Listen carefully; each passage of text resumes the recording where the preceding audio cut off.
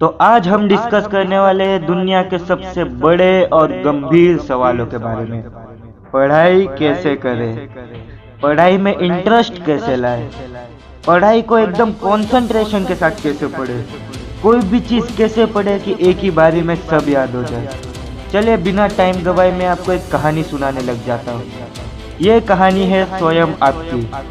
समझ लीजिए कि आप एक घने रेगिस्तान में अकेले हैं। 30 दिनों से पानी का बूंद नहीं लिया है, अन्न का एक दाना नहीं खाया है। आपके पैरों में चप्पल नहीं है और शरीर पे एक कपड़ा है खाली। आप ऐसे समय में क्या करेंगे? सोच लीजिए कि आपके साथ कोई भी नहीं है और आप एकदम अकेले हैं। समझिए आपके पास पानी की एक बूंद भी नहीं है पीने के लिए। ऐसी गंभीर परिस्थिति में आप क्या करना चाहोगे? 10 सेकंड का टाइम देता हूँ, जल्दी से कमेंट बॉक्स में मेरे को बताने की कोशिश कीजिए। Your time starts now.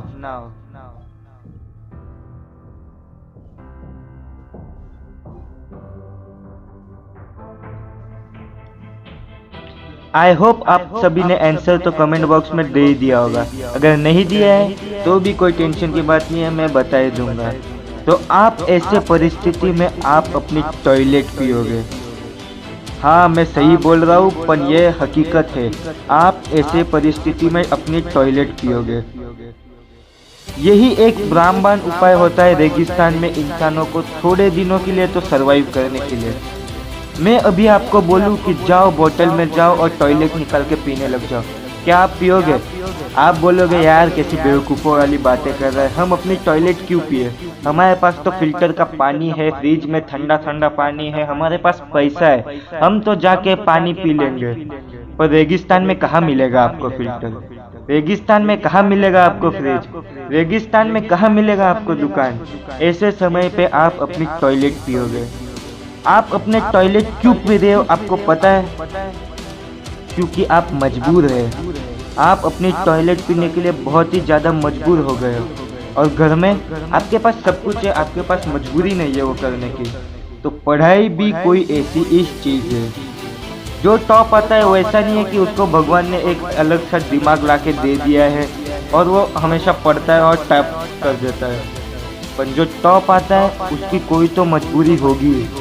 वो मजबूरी की वजह से वो पढ़ता है। वो मजबूरी ही उससे सब कुछ याद कराती है। वो मजबूरी ही उसको अपने काम करने के लिए हिम्मत देती है, हौसला देती है, बढ़ावा देती है।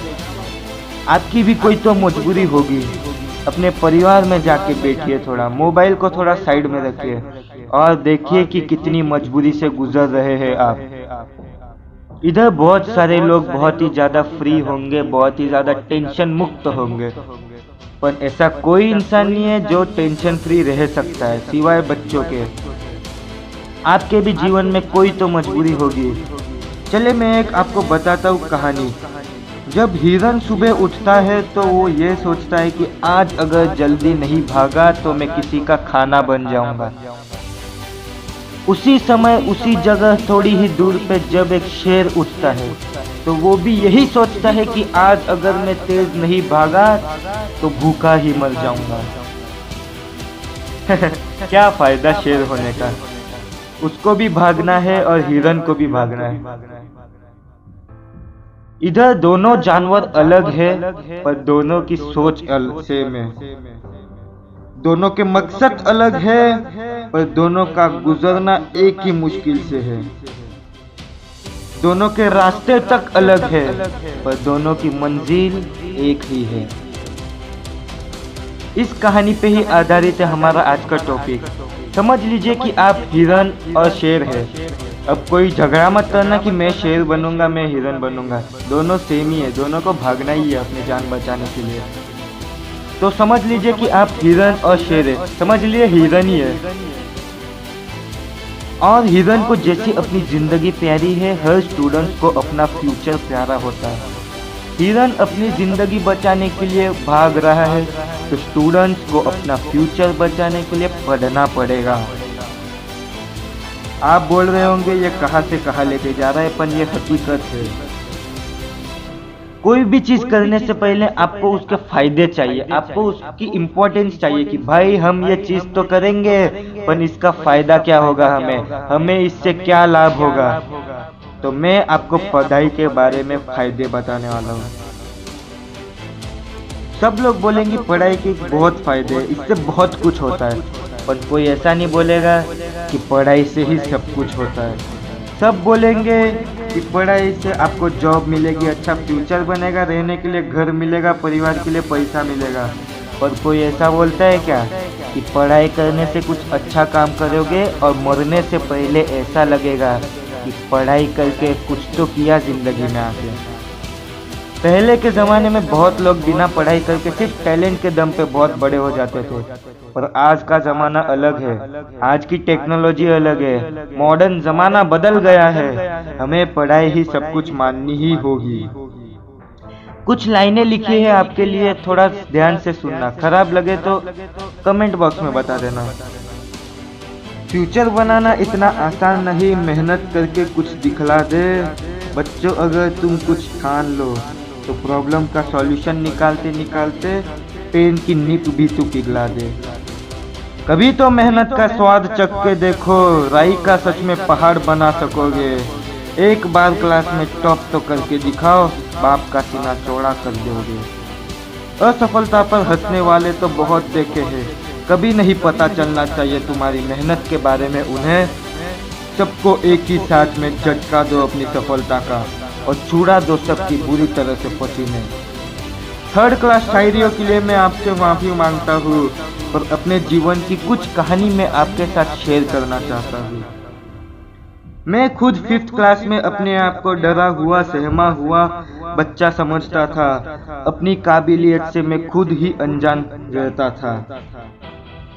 स्पोर्ट्स में नहीं था मैं इतना खास, दोस्त नहीं थे मेरे पास, मार्कशीट पे भी मैं जस्ट पास। शाम को CID देखने के बाद खुद को समझता था जिंदा लाश। सेमेस्टर 1 के बाद मेरी जिंदगी में बदलाव आया, मार्कशीट की वजह से इतनी बदनामी हुई कि सह नहीं पाया। उस दिन ठान लिया कि मैं ज़रूर मेहनत करूंगा और क्लास में हमेशा नंबर 1 की पोजीशन लाऊंगा।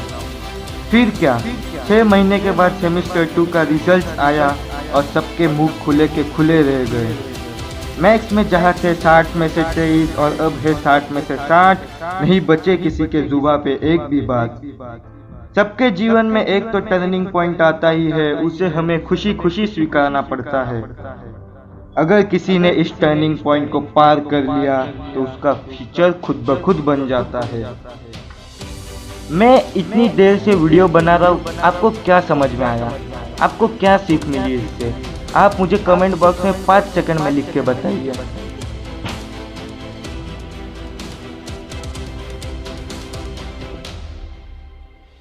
तो हमें ये सीख मिलती है कि कोई भी चीज़ करने से पहले उसका इम्पोर्टेंस जानो, वो हमें क्या बढ़ावा देगी उसके बारे में जानो, उससे हमें क्या फ़ायदा होगा उसके बारे में जानो, हम किस चीज़ के लिए मजबूर है, हमें वो क्यों करनी चाहिए, हमारे उसके बारे में क्या विचार है उसके बारे में जानना बहुत ज़रूरी है। आपने स्वामी विवेकानंद के बारे में तो सुना ही। अब आप में से लगभग सभी लोग बोलेंगे कि ये कैसा इंसान है, स्वामी विवेकानंद जी को उनके नाम से पुकारा है। पर आप उनके एक स्टोरी से बेताब होंगे कि एक बार वो अपने शिष्य से बात ही कर रहे थे। उनका शिष्य उनको बहुत इज्जत दे रहा था, स्वामी विवेकानंद जी बोल रहा था, आप बोल रहा था, बहुत इज्जत दे रहा था। आखिरकार स्वामी विवेकानंद जी बहुत गुस्सा हो गए और बोले कि किसी की भी इतनी इज्जत मत करो कि सामने वाले को लगे कि तुम उनकी बदनामी कर रहे हो। इसलिए मैं वीडियो में आगे उनका नाम में जी नहीं लगाने वाला, उनका नाम बोलने वाला हूँ खाली। आपको अगर एतराज हो तो माफ़ी मांगता हूँ। नहीं होगा। ये बंदा इतना कमाल का था कि ये एक बार कोई भी चीज़ पढ़ता था तो दूसरी बार उसे कभी हाथ में लगाता था। वो किसी टेक्स्ट बुक का एक पन्ना पढ़ ले तो उसे फाड़ के फेंक देता था ताकि उसकी नज़रों के सामने वो दोबारा ना आ पाए। एक बार एक नाव में जा रहा था स्वामी विवेकानंद, वो ऐसे ही टेक्स्ट बुक पढ़ रहा था, कोई तो किताब पढ़ रहा था, वो पढ़ रहा था और पेपर को फाड़ते हुए जा रहा था। नाव चलाने वाले ने पूछा, है भाई तू क्या कर रहा है, पेपर को क्यों फाड़ रहा है, किताब है वो, सरस्वती है वो। तो स्वामी विवेकानंद का जवाब देख के वो भी थोड़ा हैरान हो गया। स्वामी विवेकानंद बोले, मैं किसी भी चीज को एक ही बार पढ़ता हूँ, दूसरी बार उसे पढ़ने में कोई दिलचस्पी नहीं लगता। मैंने अपने जीवन का एक रूल बना लिया है, मैंने एक जीवन का मकसद बना लिया है कि मैं कोई भी चीज़ को ज़्यादा से ज़्यादा देर नहीं पढ़ना चाहूँगा।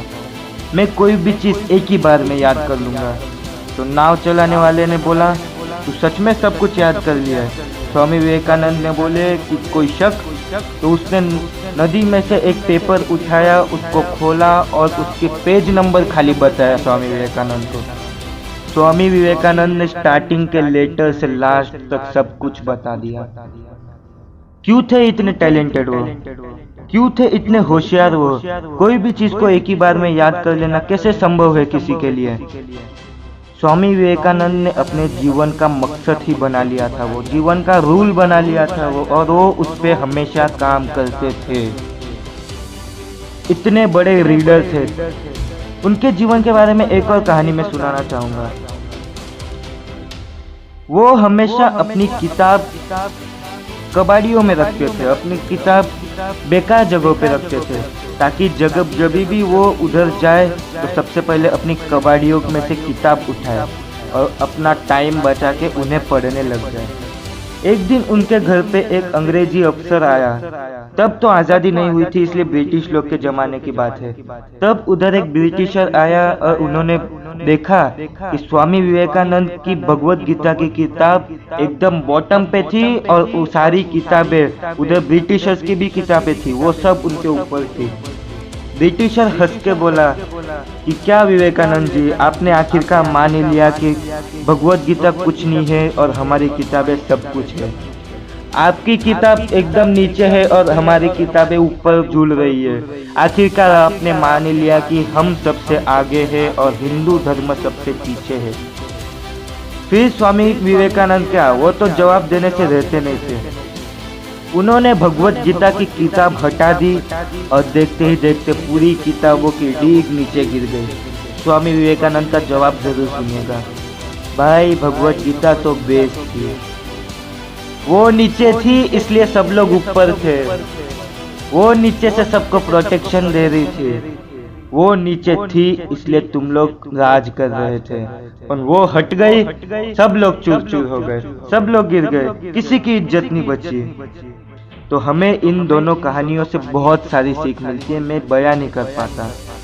अगर आपको ये वीडियो अच्छी लगी हो तो इसे लाइक, कमेंट और शेयर ज़रूर कर दीजिए, और ऐसे ही वीडियो में बने रहने के लिए हमारे चैनल को सब्सक्राइब करके ऑल का बटन ज़रूर दबा दीजिए, ताकि अगली वीडियो आपके तक सबसे पहले पहुँचे। और एक बात बताना चाहूँगा कि इस वीडियो में मैंने कुछ भी बताया उसे सीरियसली लीजिए और उस पर काम करने लग जाइए। मैं अगली वीडियो बनाने वाला हूँ, उससे आपको पता चल जाएगा कि पढ़ाई में कैसे दिलचस्पी लाई जाए। तो इस वीडियो को पूरा देखने के लिए थैंक यू। तब तक के लिए बाय बाय।